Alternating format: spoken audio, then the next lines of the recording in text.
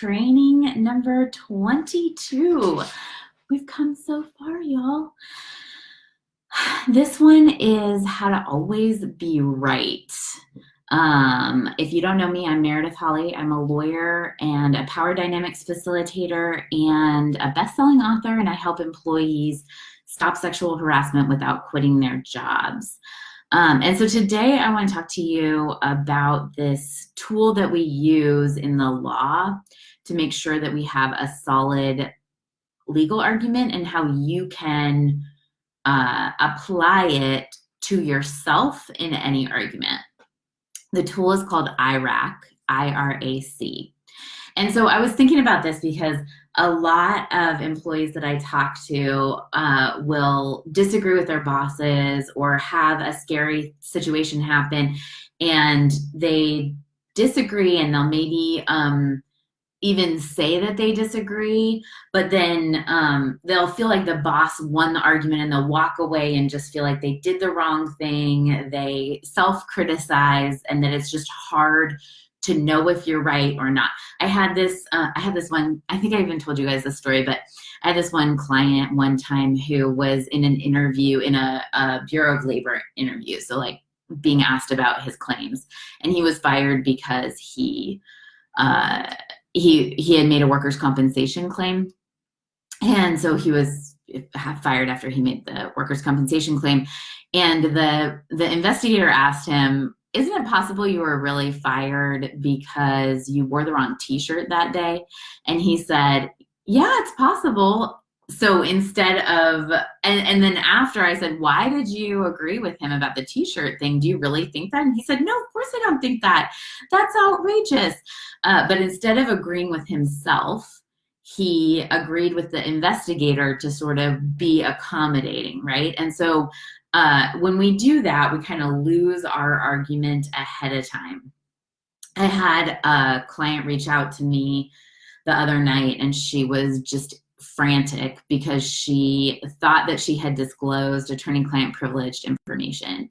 And it turned out that nothing bad had happened at all. Like, there was no problem, but she was just distraught, panicking, frantic about it, and didn't even really know what it meant. It turned out she didn't really know what it would mean to disclose attorney-client privileged information, and she hadn't, and so it wasn't a problem. But I think I see a lot of people just not know if they're right or not, and not even know how to tell if we're right or not.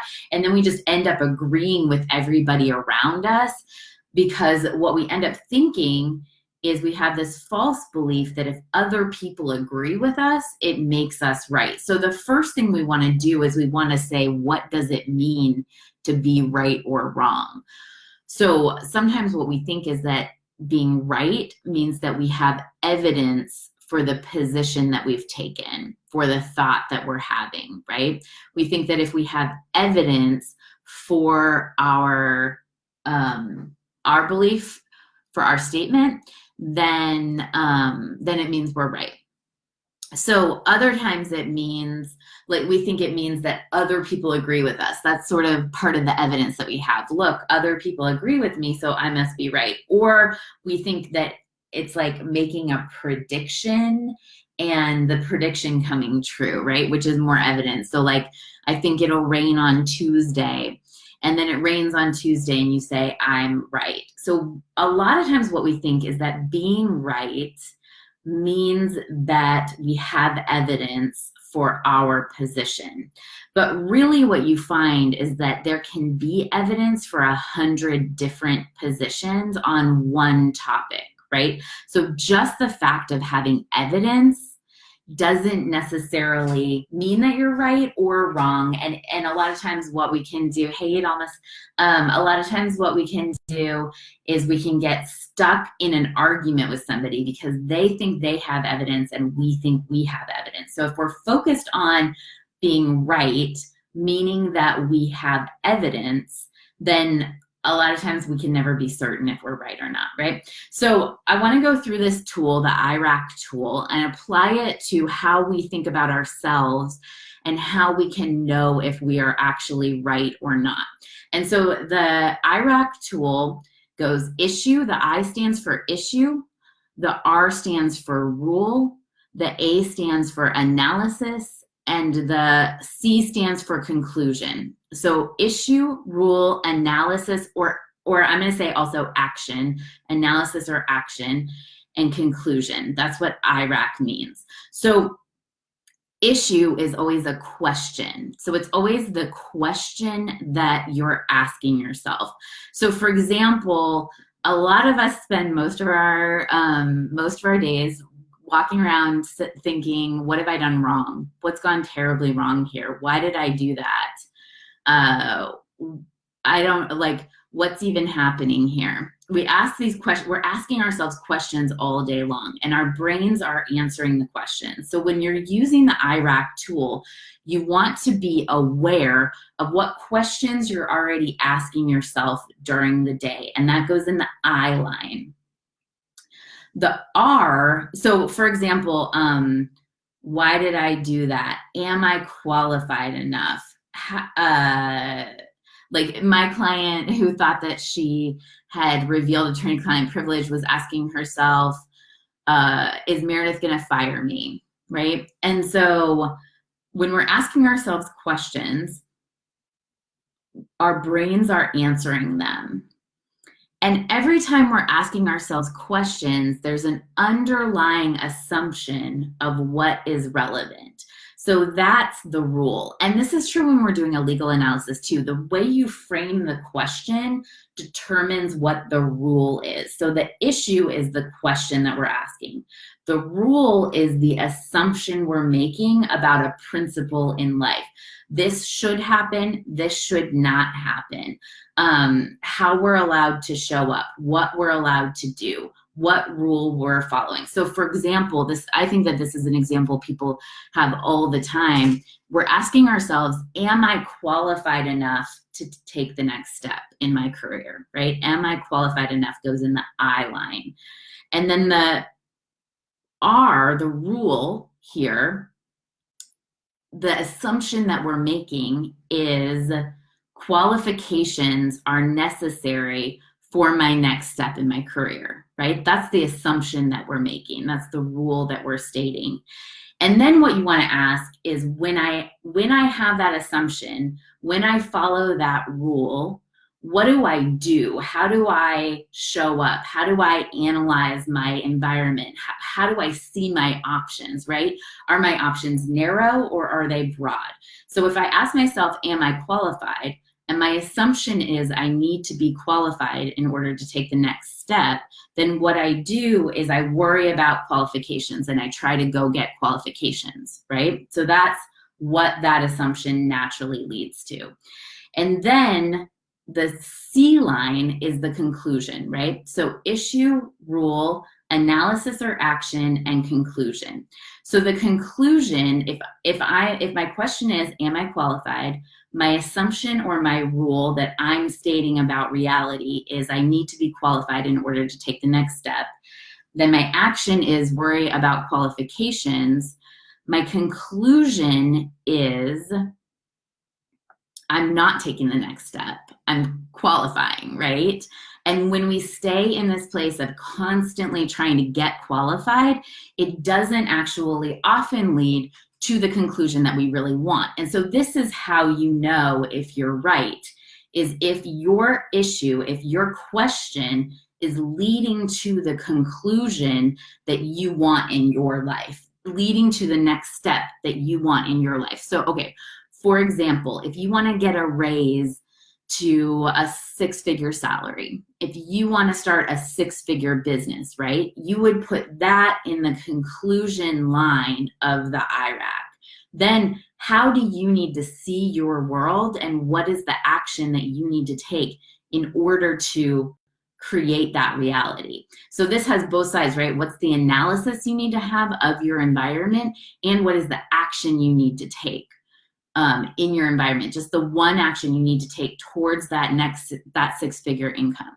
Then what is the rule you need to be following in order to be able to take that action, right? So a lot of us are following the rule of, I deserve a minimum wage job. I deserve to make $30,000 a year. And you know that we're following that rule because it's the result that we're getting, right? Anytime we're getting a conclusion in our environment, in our results, then it means that we're following a rule that's creating that conclusion. And it means we're asking a question to ourselves that's limiting us, right? So am I qualified doesn't sound like a bad question, but is it relevant to getting you to your next step, right? So if I want my conclusion to be a six-figure income, then the action and the analysis I have to make are, I live a life with a six-figure income. Like they're like, go find the next place of income, go find the next client. And then the rule I follow is I live a life that is a six-figure income life, right? And the question I ask is, where is money available to me right now? Where is money waiting to come into my life right now? Which is really different than am I qualified, but it's not the opposite of am I qualified, right? So if we're applying this, for example, to an argument, right? If you and another person have a disagreement, you want to say, what is the C you want? What is the conclusion that you want? And so I'm going to say usually in an argument, the C that's going to work for us is understand where the gap is in our understanding of a situation and then close it, right? That's the conclusion that we want, is to close the gap in our argument. Then what we need to do is listen and hear this person. So that's in the A of the IRAC. And then the R is we have to believe that persuasion requires understanding. Being able to persuade somebody requires us to understand where they are and what they need to learn to get to where we are. And so the question we ask is, how can I better understand this person? It's not, how can I force this person to agree with me? How can I show this person I'm right? It ends up being, how can I better understand this person so that I can close that gap? So the thing you want to be doing, and the purpose of this IRAC exercise, is always to know what questions are you asking yourself, and are they powerful questions that are going to lead you to the conclusion that is going to serve you and serve your goals and serve what you want in any conflict situation. I have this friend who I'm sort of thinking about when I am giving this training, and she used to tell me that she used to say, I am always right, because if I find out I'm wrong, I just change my mind and then I'm right again. And I always thought that that was such a great, curious perspective to have, right? She just knew that she always could manage her thinking in order to always be aligned with what felt an integrity to her, with what served her, right? So especially in difficult relationships, it's easy to stay in a struggle, right? And if we can go from struggle to understanding, it involves asking ourselves powerful questions and taking responsibility for it. So you know that you're right if the questions and the rules that you're following, the questions you're asking yourself and the rules that you're following and the way that those are playing out in your life are leading to the conclusions that you want in your life, the conclusion that you want in your relationships and in your arguments, right? And so most of us don't live like that, right? And anytime that you see yourself asking a question that's not serving you, that's just a place to become aware. If you're getting the conclusions that you don't want, it's a place to say, what questions am I asking myself? How can I ask myself more powerful questions? What are the rules I'm putting on my life? How can I put rules that serve me and help me thrive on my life instead of rules that hold me back? All right, thanks you guys. Thanks for listening. Any questions that you have about any of this, questions you have about creating healthy workplace culture, send them over so we make sure that we include them in the trainings. And thank you for watching.